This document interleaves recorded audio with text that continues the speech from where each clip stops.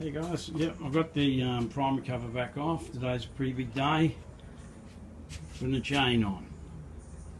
Now, which one is it? That's the question. 520, 525, 530, non-O-ring, 530 O-ring. I reckon it's this one. 4 times a charm. Well, 4 chains for this bike. Pays to measure them first. Anyway, they'll come in handy. I could convert it to a 520, which would be the go. That's an old trick. They'll machine down the old sprockets. They're, what are they at the moment? They're 5/8. No, they're not really 5/8. Whatever, they're supposed to for that it's supposed to be a quarter. I think it is a 5/8. No, whatever it is. I'll have to look into that. But yeah, you can machine the sprockets down and then you put a lighter chain on it. This chain fits, but the ID's too big. And it rubs here, it'll mark the wheel. Don't want that. It's 22mm wide, the OD. So I've had to buy a non-O-ring chain. Most racers use non-O-ring chains anyway. New invention. These only been out for about, whatever, 25, 30 years, O-ring chains. But all MotoGP bikes, they use non-O-ring chains. It saps a bit of power. Anyway, this one's only 17mm wide. That's plenty. That's 22mm wide. It's too wide. This is 5mm skinnier. The ID's the same, but the OD's 5mm difference. Anyway, I'll start putting it on. I'll show you why racers use non-O-ring chains. See how free it is? You can't do that with an O-ring chain, they're really stiff. It pricks at things, really. Anyway. Right, chain's on, mightn't seem like much, but it's actually a pretty big deal to get that on. Like it's got a wheel off a completely different type of motorbike on it. Everything's lined up, everything spins nice. When I first, that wheel's been on and off 20 times since I've started doing this bike. It's the last time, it doesn't have to come back off. It's all on. Well, it'll probably come off one day, but that's done. All lines up nice, spins nice. When I first put that chain on and tightened the wheel up, it was binding. But the little spaces that I made, there's a real thin one down in there, you can just see it in there, that shiny bit. On this side's got a big wide one. It was slightly rubbing on the inner edge of the rim, on the, not the hub, where the bearing goes, so it should only touch the bearing, but it was slightly touching the actual hub. And when I tightened the wheel up, it was binding. I'm thinking, okay, I knew what it was straight away. So I pulled it back off, turned that back down, made it nice, and that's done. I made that little cover yesterday just to hide the splines of the gear stick. No, not the gear stick, the Kickstarter. I'm not having a Kickstarter. So, yeah, I'm pretty happy with the thing overall. It's pretty much getting there. Now I've got the chain on, I can stick it in gear, pull the plug out and roll it and see which way the drive for the magneto goes, so I can see if it's a clockwise or a counterclockwise magneto, and then I can order the magneto.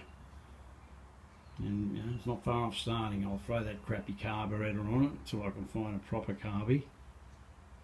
Still looks fine, but it's new, but it's just not the one I want. And it's basically going to have 2 or 3 wires, this bike. It's going to be a plug wire, and it's going to have wires for your kill switch. So I've got this nice looking authentic kill switch. Anyway, the next job is to paint that. Throw that on and hook up the oil system. And then last job is repaint the tank. I'm going to make it look better than that. But another thing I'm going to do soon is I want to make a roll starter. I've got an old aluminium jack. I've had a couple of them aluminium jacks. They're just toys. I don't recommend buying them. If you slightly over tighten it a little bit when you want to pump it up, it just wears where the valve goes, and then eventually you just can't tighten them up. So I'm going to make a roll start out of one of them old jacks, and I'm going to use the Milwaukee impact gun to start this bike. Normally you make them with a battery and a starter motor out of a car, but I reckon that Milwaukee 3/4 drive is going to have enough torque to start this bike.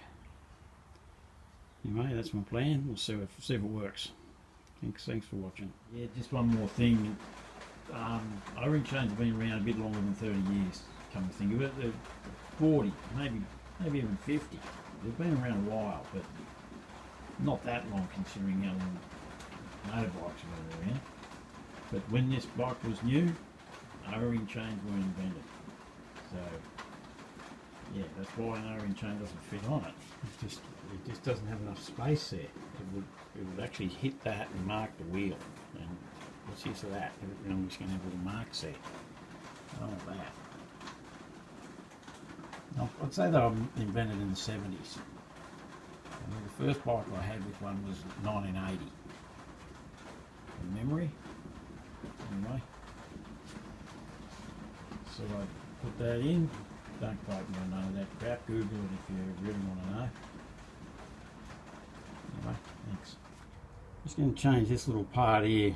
One of the little things I've had on there dropped off and sort of stripped. So I've made all that, everything, all that except for that little rod. But I'm going to make a different style. I don't like the look of it. Gone off it. I'm not sure if you can see that. I've nailed that end. Just making this little part I want to make. Just cleaning the end of it. It's tricky to film and do that knurling.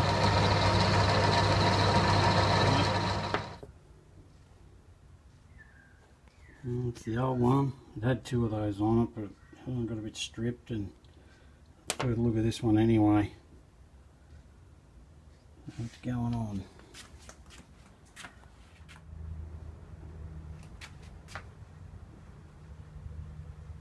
Can't really see the knurling on that.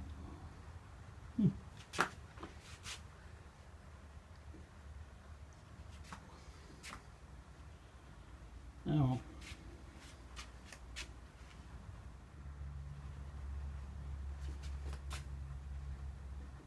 That's it. I prefer to have that style of adjustment.